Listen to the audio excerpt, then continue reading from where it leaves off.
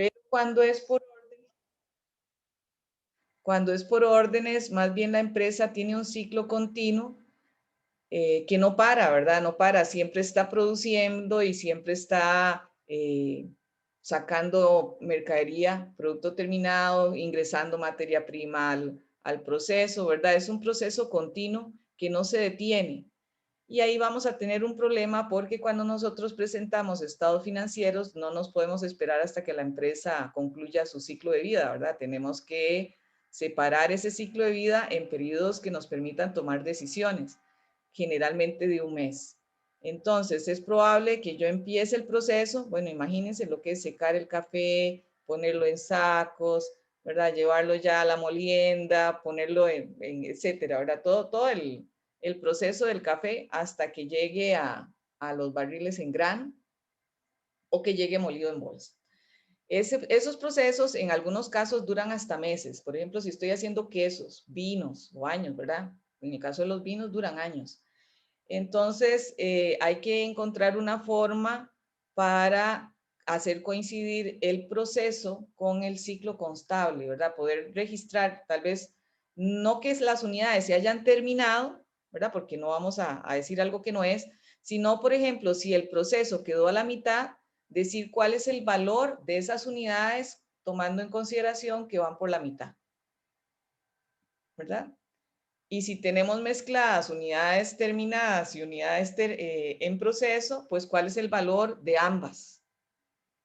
Por ejemplo, si yo uso 1000 colones para hacer un pantalón y lo termino, entonces yo puedo decir que el pantalón vale 1000 colones. Pero si yo uso 1000 colones y apenas llego a la mitad del pantalón, entonces yo puedo decir sí, que tengo en costos 1000 colones, pero que la mercadería está a un 50% de su proceso. Probablemente va a ocupar otros 1000 colones para poderla concluir, ¿verdad? Pero en mis estados financieros tengo que hacer esa separación. Ahora, si tengo 3 unidades, una que está a medio terminar, o 2 que están a medio terminar, y una que está totalmente terminada, entonces yo uso un concepto que es el de producción equivalente, ¿verdad? Y entonces en lugar de decir que tengo 3 unidades, que físicamente sí son 3, pero para efectos de costo serían solo 2, porque hay una completamente terminada y 2 a la mitad. Entonces yo junto esas 2 mitades y digo, bueno, entonces tengo costos para 2 completas, ¿verdad? Aunque estén en proceso, a la hora de hacer la distribución de costos, yo tomo en consideración esa fase que llevan avanzada. Ese es, ¿verdad? Digamos, el gran dilema de la producción en proceso. Cuando nosotros teníamos órdenes era muy sencillo porque concluida la orden ya se acumulaban todos los costos en esa orden y todos los productos estaban totalmente terminados y la orden se cerraba y se pasaba a producto terminado. Bueno, aquí el proceso nunca termina, el proceso es continuo y lo que vamos a tener es que la unidad pasa por departamentos y puede estar completamente terminada en un departamento, pero en el otro le falta la mitad.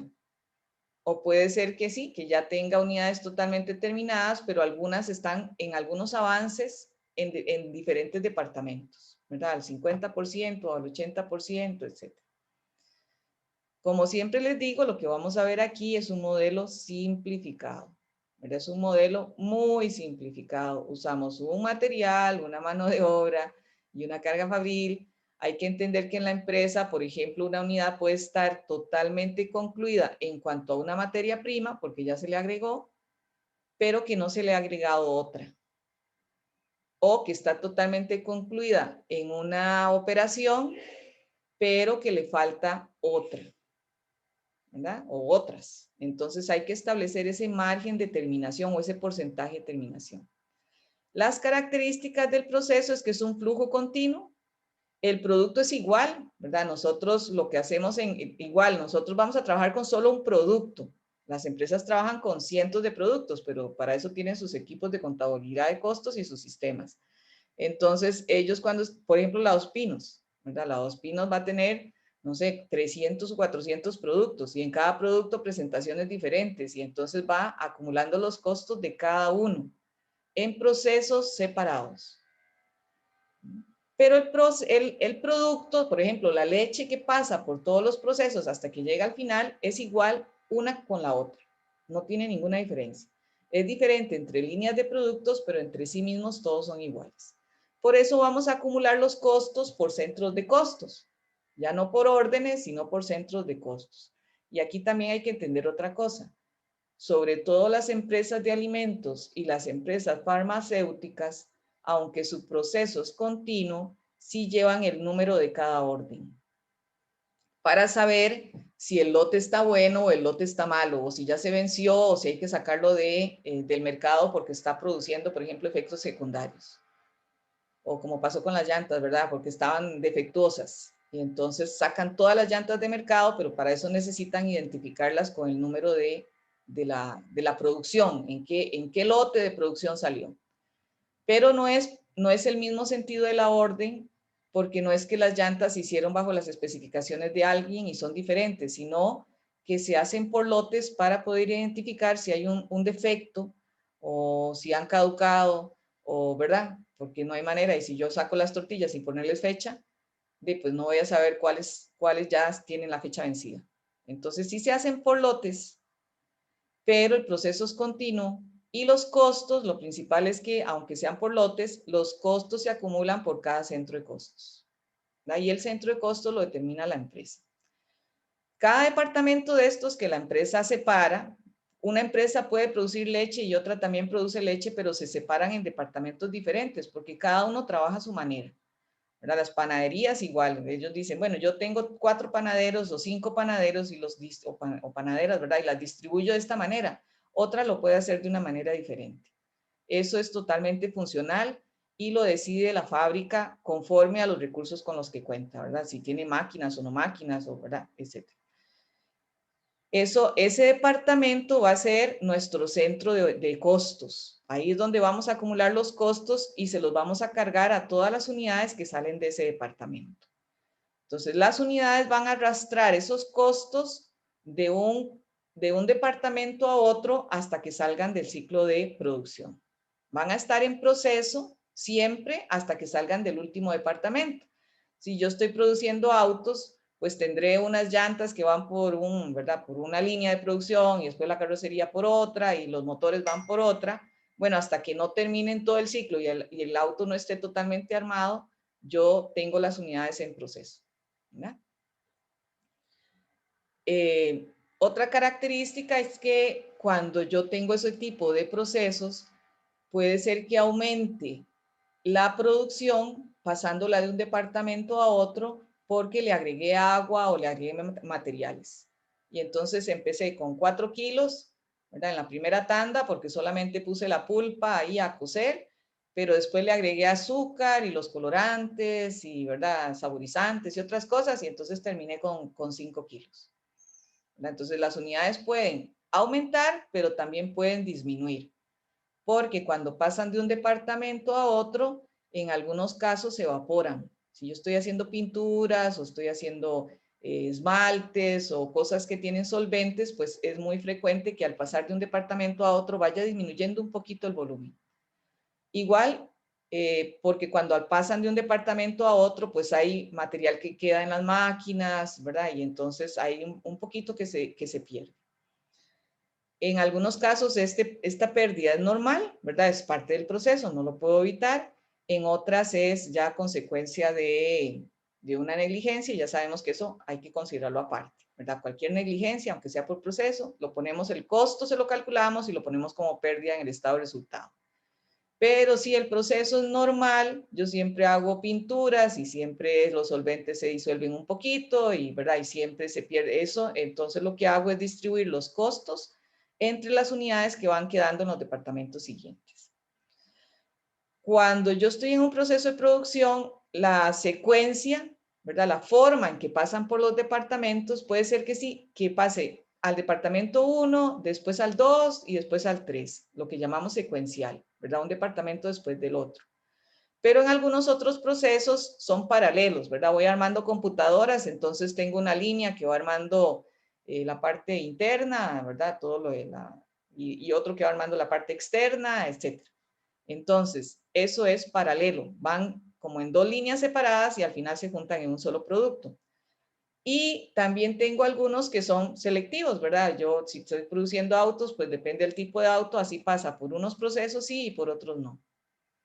La que vamos a utilizar nosotros es la secuencial, ¿verdad? Siempre suponemos que todos los productos pasan de forma secuencial por los departamentos, ¿verdad? Siempre vamos a asumir que tengo un departamento A que suma materiales, mano de obra y SIF, termina el producto y se lo pasa al departamento B. Ese departamento B tiene lo que recibe del departamento A, le suma sus propios materiales, mano de obra y SIF, y cuando lo termina lo pasa al departamento C. El departamento C tiene ese costo de los departamentos anteriores, ¿verdad? Va a tener el costo de los departamentos A y B, pero también los materiales, mano de obra y SIF que aplica ese mismo departamento. Y cuando lo termina, pues ya el producto acumula todos los costos. Ese es el que vamos a hacer, ¿verdad? En mente siempre tengan que nosotros vamos a hacer ese proceso que es paralelo. Aunque algunas tienen, secuencial. Algunas empresas tienen sistemas paralelos, ¿verdad? Van costos por un lado y costos por el otro y al final se juntan para hacer un producto. Y hay otros que tienen selectivo, que es que un producto pasa por unos sí y otros no, ¿verdad? Unos departamentos sí y otros no, y otros productos pasan por otros departamentos. Bueno, como nosotros tenemos ese sistema secuencial, simplemente para efectos de ver el modelo, porque al final costo simplemente es una distribución de los desembolsos de producción entre las líneas de producción que se fabrican, ¿verdad? Siempre va a ser una distribución. Lo que queremos ver es de qué manera lo hacemos ¿verdad? Más fluido, más exacto y más razonable esa distribución. Si lo hacemos por departamentos y son secuenciales, pues contablemente el departamento 1 va a acumular costos que le pasa al departamento 2. El departamento 2 acumula costos que le pasa al departamento 3 y el departamento 3 termina el producto y lo pasa a producto terminado, ¿verdad? Igual, nosotros generalmente trabajamos máximo con 3 departamentos, pero después van a ver con las empresas que hay una infinidad de departamentos. ¿Qué otras características tiene este proceso? Que los costos se incrementan a medida que el producto va pasando de un departamento a otro, ¿verdad? Y las unidades que terminan un proceso siguen estando en proceso hasta que lleguen al último departamento, ¿verdad? Están terminadas en lo que se refiere al departamento 1, por ejemplo, pero siguen estando en proceso en el departamento 2. Y así, ¿verdad? Hasta que lleguen al último departamento. Una unidad terminada en un departamento va a tener el 100% de los costos unitarios de ese departamento, pero ingresa al siguiente, como materia prima, ¿verdad? Va a ser parte de lo que el otro departamento va a utilizar, o es la materia con la que va a trabajar, con la que empieza el departamento 2. Aunque los costos no, ¿verdad? Se mantienen separados dentro del departamento, ya después se pierde la secuencia, ¿verdad? Cuando llegamos al departamento 3, por lo menos no sabemos dentro de las unidades que se terminaron cuál es el costo del departamento 1 y cuál es el costo del departamento 2. ¿Verdad? La tenemos en el informe, pero ya ahí en el departamento 3 están combinadas. Las unidades que se agregan puede ser que aumenten los costos, pero no el volumen, ¿verdad? Puede ser que yo lleve la misma computadora, pero la paso por el departamento donde le ponen la tarjeta de video y de ahí le monté el costo, pero es la misma computadora. Puede ser que esas unidades, ¿verdad? Ese material agregado aumente el volumen, pero no los costos. Por ejemplo, le agrego agua, ¿verdad? Y el costo del agua, pues en Costa Rica es muy bajo, entonces generalmente se asume que no tiene costo. Es como un costo indirecto, ¿verdad? El agua se paga en el recibo de agua y es un costo indirecto, pero no es materia prima, entonces no se agrega. Y el aumento de costos también puede darse y el aumento de volumen simultáneamente, ¿verdad? Porque yo le agrego a la pulpa, le agrego azúcar. Ah, bueno, entonces ahí sí, ya le voy a aumentar el costo. Y el volumen también. Y ese concepto de producción equivalente es sumamente importante, ¿verdad? Si yo no entiendo ese concepto de producción equivalente, no voy a poder realizar los ejercicios. Los voy a realizar de memoria, pero eso no me va a funcionar cuando vaya a salir a trabajar, ¿verdad? Hay que entender que, por ejemplo, la empresa, sus unidades las tiene que representar, sus unidades físicas, las tiene que representar en unidades para efectos de costos. Y entonces, aunque una unidad física, ¿verdad? Llevo la computadora, pero no le he puesto la parte interna, físicamente es una, pero le falta todo el costo de adentro, pues entonces irá, para efectos contables, será el 30% del equivalente a una unidad, ¿verdad? Tengo que juntar 3 de esas para hacer una, el costo de una. Entonces, ese es el concepto de producción equivalente, ¿verdad? Es unir unidades que están en proceso para completar una unidad física, ¿verdad? Entonces, sí puede, es una unidad física, pero en proceso tiene el 50%, entonces tengo que juntarla con otra que lleve un 50% de costos para poder hacer una unidad equivalente. Eso se aplica siempre que quedan unidades en proceso al final de un periodo, ¿verdad? No ocurre con las unidades terminadas porque las terminadas tienen el 100% del costo.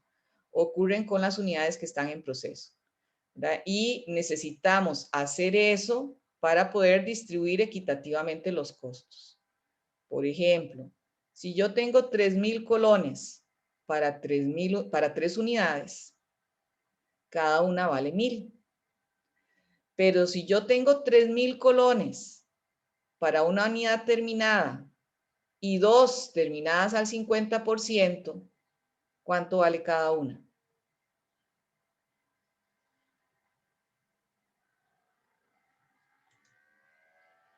¿Cuánto valdría cada una? Voy a ponerlo por aquí.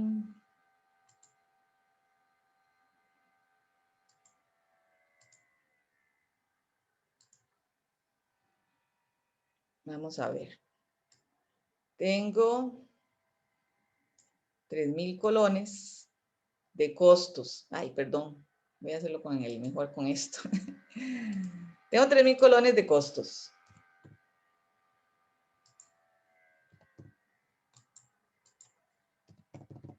¿Verdad? Esos son los costos totales. Vamos a hacerlo, ¿verdad? Primero con costos totales. Y si tengo 3 unidades terminadas al 100%, indudablemente, ¿verdad? 3,000 entre 3, cada una vale 1,000 colones.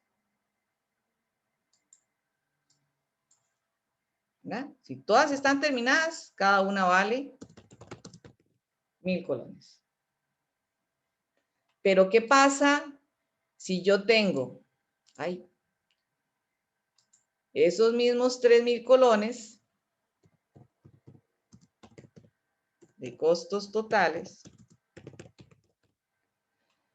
y no tengo 3 unidades terminadas completamente, sino que tengo una al 100%, ¿verdad? Esa sí está totalmente terminada. Y 2 al 50%. ¿Cuánto sería el costo de cada una? Sería 1,000 cada una. ¿Sería justo asignarle de nuevo? Sería 1,000 la que está. Sería 1,000 la que está terminada al 100% y 500 las otras dos porque solo se le puede atribuir la mitad del precio, Pero del vea que costo. no estoy distribuyendo bien los 3,000 colones de costos, porque 1,000 y 1,000 serían 2,000. Serían, Pero no estoy distribuyendo todo. Tengo que distribuirlo todo, ¿verdad? serían 1,500 del terminado y 750 del el 50% de los dos. Exactamente, sería 1,500 valdría la terminada, ¿verdad? Y valdría 1,500 las de proceso.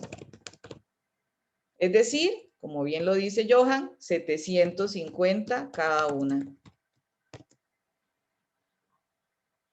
Y ahí sí distribuí los 3,000 colones, ¿verdad? No sería justo decir que cada una vale 1,000, porque a estas dos, cuando las termine, de seguro le van a cargar otros 1000 colones de costos y entonces costaría 1000 una y las otras 2000.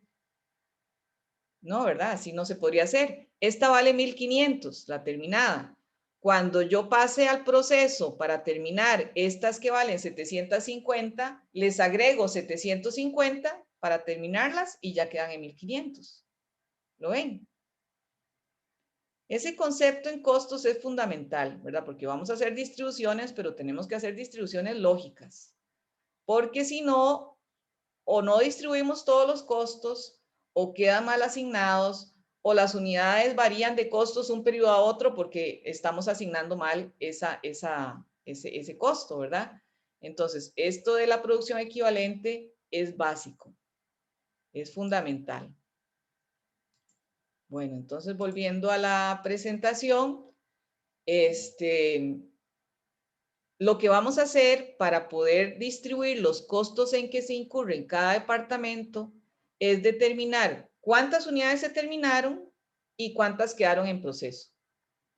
Y con esas de proceso lo que hacemos es decir, bueno, si tengo 2 del 50% es como tener una, ¿verdad? Si tengo 100 unidades terminadas al 50% es como tener 50 terminadas totalmente en lo que se refiere a costos, ¿verdad? Físicamente siguen siendo 100 unidades, pero en lo que se refiere a costos es como tener solo la mitad de las unidades. ¿Está claro eso? Sí, profe. Ok, entonces vamos a estimar el porcentaje de terminación de cada unidad que quede en proceso, tanto para materiales como para mano de obra y costos indirectos. ¿Por qué? Porque no es cierto que las unidades pasan por el flujo del proceso y se les agrega al mismo tiempo todos los materiales y toda la mano de obra, ¿verdad? Eso depende de la producción. Entonces pueden estar terminadas, sí, con todos los materiales, pero aún les falta mano de obra, ¿verdad? Que eso sucede mucho. Se les agregan los materiales desde el puro inicio y lo que están haciendo es trabajando el material. Y le falta toda la mano de obra. Bueno, eso es la producción equivalente, ¿verdad? Nosotros vamos a decir, estas están terminadas, tienen el 100% de costos, para efectos de costos representan 500 unidades. Y en proceso tenemos 100 unidades físicas que están terminadas al 60%, por lo tanto representan 60 unidades equivalentes para efectos de costos. Y cuando vamos a hacer la distribución de costos, no usamos 600 unidades, sino que usamos 560. Les damos a estas 100 el costo de 60 unidades y a estas 500 el costo de 500 unidades. ¿Ya? Estas van a tener el 60% del costo y estas van a tener el 100% del costo de una unidad completa. Bueno, la producción equivalente tiene que considerar cuántas unidades se empezaron y se terminaron durante este periodo. Esas van a tener el 100% del costo, porque cuando yo las empecé al principio del mes no tenían nada de costo y cuando terminó el periodo ya tenían todos los costos. Quiere decir que en este periodo, ¿verdad? Porque también hay que entender eso, las unidades en algún momento se van a terminar. El problema es que no coincide la fecha de terminación de las unidades con el periodo contable. Entonces yo digo, sí, tengo que calcular costos al 30 de junio. Ah, bueno, entonces voy a ver cuántas unidades pasaron por el proceso en este periodo a las que les agregué costo. Entonces, las que no tenían costo al inicio del periodo y terminaron con todo el costo, representan 100% del costo asignado en este periodo. Las que se empezaron al principio del mes, pero no se lograron terminar, pues hay que determinar ese porcentaje de avance en costo, ¿verdad? Van a estar terminadas al 60%, si son 100, serían 60 unidades. Y hay otro inventario muy importante que aquí es donde entra si van a ser por PEPS o por promedio, ¿verdad? El tratamiento de este inventario inicial en proceso es el que nos define cómo, si va a ser un informe por promedio o un informe por PEPS, ¿verdad? Vamos a ver primero por promedio. Entonces, a las unidades empezadas en periodos anteriores y terminadas en este periodo, también ellas van a traer un porcentaje de avance, ¿verdad? Es decir, yo las recibí el 1 de junio y ya tenían un 60% que traían del mes de mayo. Eso quiere decir que entonces solo se les agregó un 40%, ¿verdad? Esas unidades empezadas en periodos anteriores. Pero eso solo lo voy a considerar en PEPs. Cuando hago por PEPs, entonces digo, sí, ellas traen costos de mayo y también les voy a agregar costos de junio. Pero el otro procedimiento, que es el más sencillo que vamos a ver ahora, es el de promedio. Es decir, bueno, esas están dentro de las determinadas. Voy a revolver los costos y voy a revolver las unidades, ¿verdad? Estas que se empezaron en periodos anteriores y se terminaron, las voy a revolver con estas. Y los costos que traían, los voy a revolver con los costos de estas, ¿verdad? No voy a diferenciarlas. Eso es por promedio. La estimación de la producción equivalente es, entonces, expresar todas las unidades que pasaron por el proceso productivo durante este periodo en términos de unidades terminadas para efectos de costos, ¿verdad? Que en qué porcentaje de avance están en costos. Y con los inventarios iniciales, como les expliqué ahora, podemos usar el método de promedio, que es el que vamos a ver ahora, y el método de PEPS. ¿Verdad? Promedio es revolver costos, revolver unidades, porque las que se empezaron el periodo pasado, pues por supuesto que se terminaron primero, ya venían avanzadas, ¿verdad? Con las que se terminaron durante este periodo, las que empezaron en 0 y se lograron llegar al 100% en este mismo mes de junio, ¿verdad? Las vamos a revolver y vamos a revolver los costos, ¿verdad? Ese sería por promedio, tomamos las unidades terminadas al 100%, las unidades perdidas que tengan costo, según el avance que hayan tenido, las unidades en existencias finales, ¿verdad? Que son las que terminamos, pero no logramos pasar al departamento siguiente. Están terminadas, pero se quedaron en la cola porque no tenía el departamento siguiente espacio para recibirlas. Y a todo eso le sumamos el inventario final según el porcentaje de avance en el que hayan estado. Aquí dentro de estas terminadas están todas las que venían del periodo pasado y las que recibimos este periodo, ¿verdad? Las que iniciamos y terminamos este periodo y las que iniciamos el periodo pasado y terminamos en este. Van a estar aquí, todas. Y esa va a ser nuestra producción equivalente. El otro método es este de PEPS, en las que a esas unidades del inventario inicial, ¿verdad? De estos costos voy a quitar lo que ya traían y lo voy a mantener por separado. Pero eso lo vemos la próxima semana. Entonces, en el informe de costos van a ver que es otra, ¿verdad? Es otra historia, es otro informe, no se parece en nada al de costos que ya ustedes vieron, porque aquí hay que llevar el orden de todos los departamentos y cómo las unidades van pasando de uno a otro. Entonces, vamos a tener una sección de justificación de unidades físicas, una para calcular la producción equivalente, una para calcular el costo unitario, y otra sección para hacer la distribución de los costos entre las cuentas, ¿verdad? ¿Qué va a pasar al departamento 2 y qué se queda en el departamento 1? ¿Qué va a pasar al departamento 3 y qué se queda en el departamento 2?